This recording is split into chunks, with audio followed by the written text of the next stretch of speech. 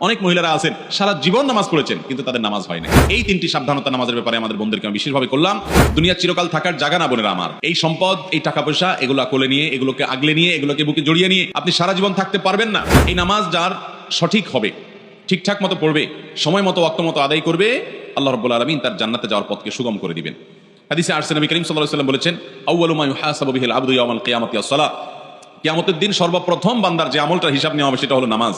যার নামাজের হিসাব ঠিকঠাক হবে তার অন্য সব বিষয়গুলোকে আল্লাহ তাআলা সহজ করে দিবেন। আর যার নামাজের হিসাবের মধ্যে ভেজাল ধরা পড়বে তার অন্য সবগুলোতে ভেজাল ধরা পড়বে এবং সে সামনে আর আগাতে পারবে না।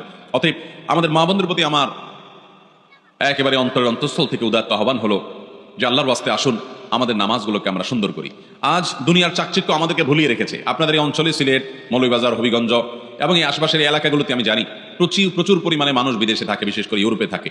এবং আল্লাহ তাআলা আপনাদের অনেকেরই দিনকাল খুব ভালো করে দিয়েছেন, আয় উপার্জন ভালো, স্বামী, সন্তান, ভাই অনেকেই হয়তো বাহিরে থাকেন, তারা অনেক টাকা পয়সা পাঠান।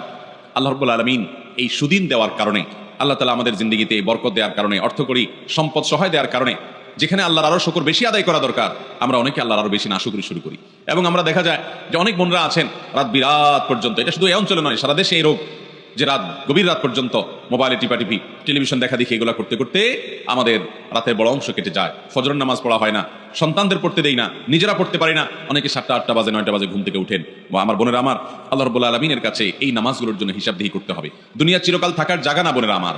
এই সম্পদ, এই টাকা পয়সা, এগুলা কোলে নিয়ে, এগুলোকে আগলে নিয়ে, এগুলোকে বুকে জড়িয়ে নিয়ে আপনি সারা জীবন থাকতে পারবেন না।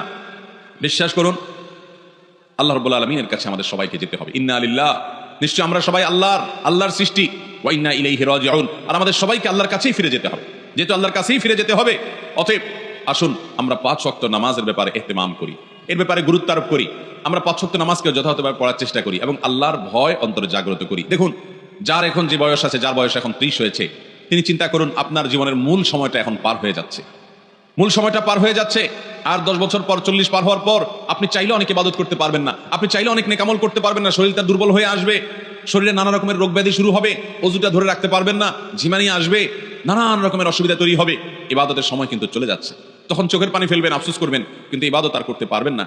এরপর একটা সময় আপনি দেখতে দেখতে দুনিয়া ছেড়ে, সব কিছু ছেড়ে আপনাকে চলে যেতে হবে। এই সম্পদ মানুষ ভাগ যোগ করে নিবে, ওয়ারিসরা, ছেলে মেয়েরা, নাতিপুতিরা ভাগ যোগ করে লুটপাট করে নিয়ে নিবে, কিন্তু আপনাকে আপনার আমল নামা নিয়েই দুনিয়া থেকে যেতে হবে। অতএব আসুন আমরা 5 ওয়াক্ত নামাজকে সুন্দর করি।